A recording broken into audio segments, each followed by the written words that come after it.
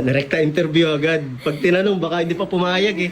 Ba't daw ang liit? Pinakover up ko lang yung pangalan ng ex ko. Hindi ko po alam pero yung iba talaga libre lang. Mga kwento ng tattoo sa kanto. Guys, andito tayo ngayon at may nakita tayong babae na maraming tattoo. Talungin natin siya about sa mga tattoo niya. Madam, ilan na yung tattoo mo sa katawan? Hindi ko po alam. Sinong artist niyan? So dito sa lower arm mo.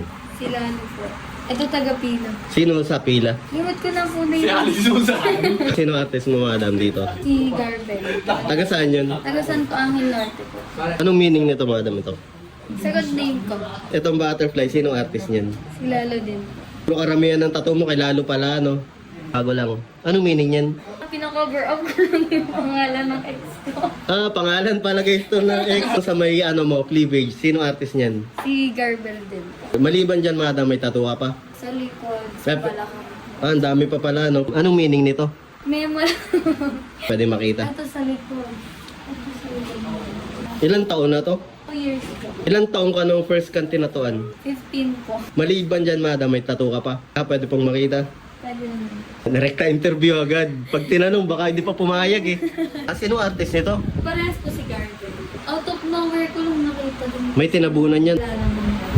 Alin dyan, madam, yung pinakamasakit na part? Sa lower back ko. Ah, may tattoo ka pa rin sa lower back? Sige, tingnan natin.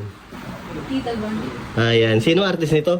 Magkano na, madam, gastos mo sa mga tattoo mo? Hindi ko po alam pero yung iba talaga libre lang. Anong masasabi mo, madam, sa mga nagbabalak pa magpatato? Sa mga gusto magpatato, pag-isipan niyo muna mabuti para hindi kayo magsisipantang mulo. Anong reaction, madam, nung nakita yung tattoo mo ng mga magulang mo? Ito kasi yung first tattoo ko. Pangalan niya ng ex ko. Sabi niya, ba't daw ang liit? Please follow Kat Tinta.